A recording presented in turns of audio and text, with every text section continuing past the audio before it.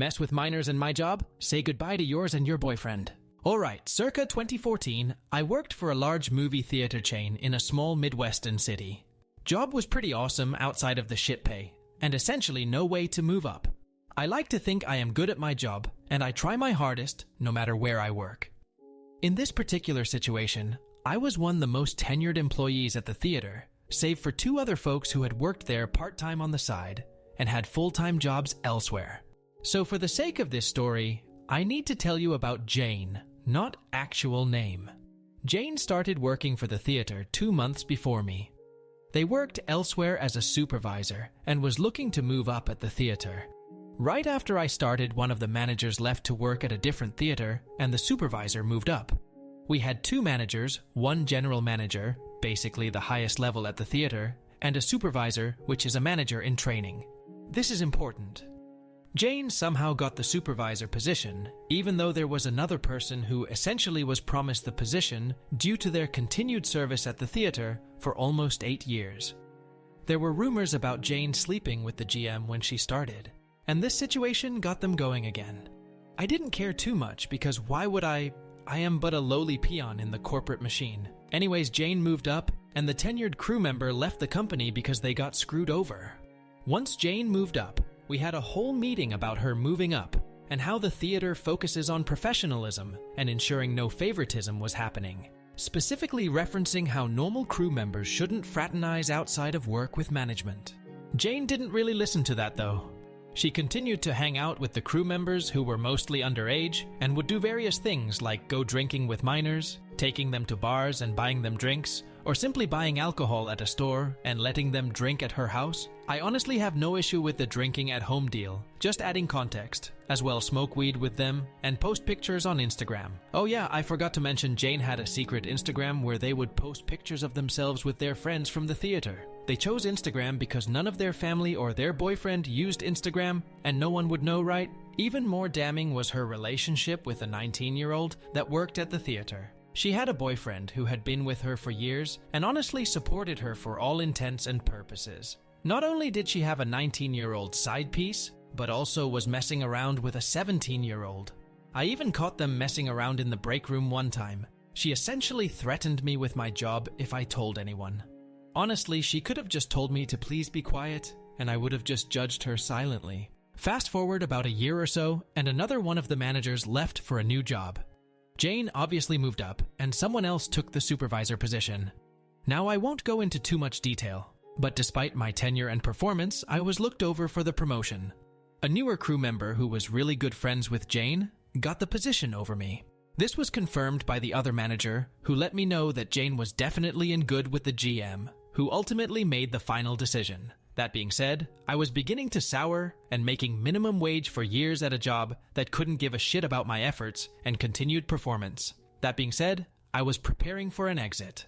Before I get into my exit, it is important to note that Jane had, and most likely still has, a problem with me. I have talked about some issues I had with her, but I never escalated or even confronted her about anything she did to me up to this point. I honestly left it be, but I didn't like her. And the fact I didn't like her, or play along with her bullshit, infuriated her, so much to the point where she made my life hell at the theater. When she was a supervisor, she didn't have much power, but when she became manager, she began giving me shit shifts, convincing people that I was weird and to avoid me. I mean, I am weird, but not like avoid me weird.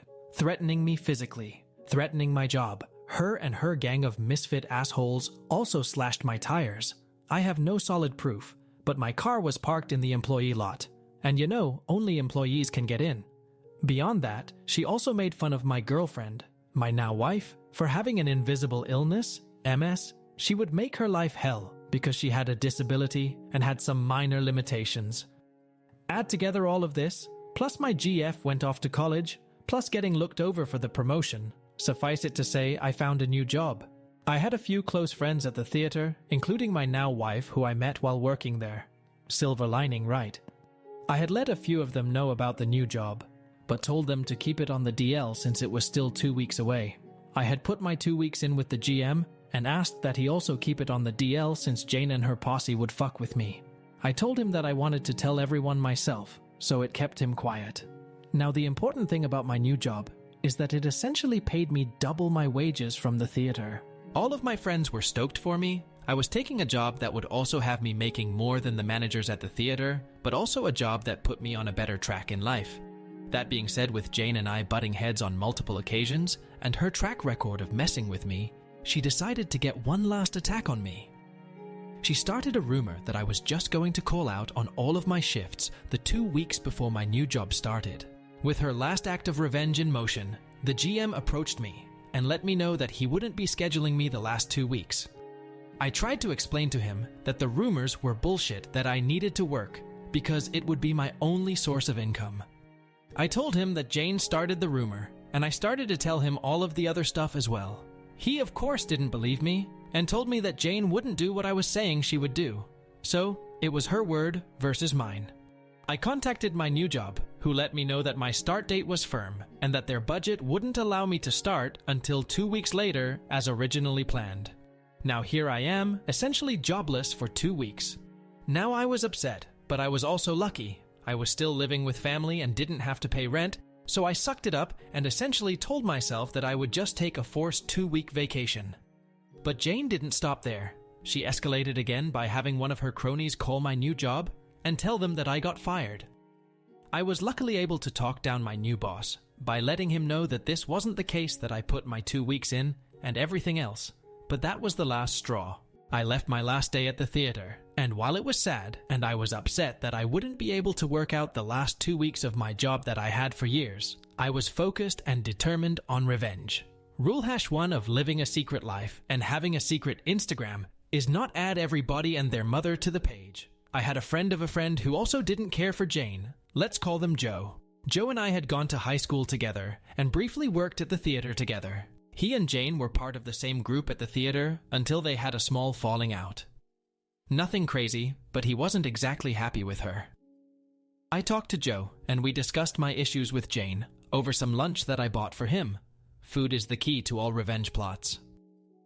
Once we ate and discussed my problems with Jane, I asked for his help. I needed access to her Instagram. You know, the secret one, showing her hanging out with underage employees, drinking alcohol and smoking weed with them, and also some mushy posts about her 19-year-old boyfriend, as well as some moderately racy photos with her 17-year-old fling. With very little discussion, he gave me full access. I took screenshots of essentially everything. We are talking 3 years worth of illicit and moderately illegal activity. More than enough to get her fired and to raise some questions in her relationship.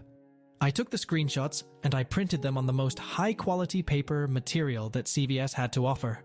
I also copied them to a few flash drives for good measure.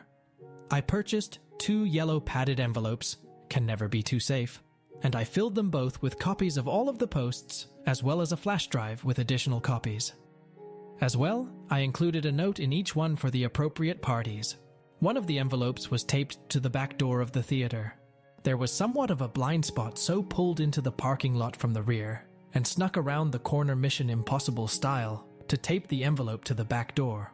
On it was the GM's name. As well, in the letter, I merely stated that one of their managers had a secret Instagram with a lot of damning evidence of not only favoritism, but also fraternizing with underage employees amongst other wrongdoings. In the letter, I also requested her immediate termination, or the information would be provided to the district manager, as well as our corporate office. I made sure to put it somewhere the GM would see on his morning sweep when he opened the theater. The second folder and letter was delivered to her home by Joe. Joe agreed to this as I knew Jane's schedule and had a good idea of when she would be gone, and he knew where she lived from previous hangouts. With both folders delivered, it was only a matter of time. Before I knew it, I was receiving death threats from Jane's gang. All of them saying that they knew it was me and that Jane was going to come after me, that she never did anything to deserve this. It didn't matter to me, of course. I no longer worked there and would hopefully never have to deal with them again. From what I heard, she was taken into the main office of the theater, and the GM let her have it. He ultimately had to fire her because there was very clear proof that she was in direct violation of many of the rules and conditions of her employment. As well, her boyfriend, with proof in hand, kicked her out of his home. Last I heard, she moved farther north and hasn't held down a solid job since. Her family didn't want much to do with her, once everything came out with her cheating on her boyfriend. Also, the part about fooling around with a 17-year-old tends not to sit well. In the end, I started my new job without fail and moved on from that place. Haven't seen much of anyone from there since.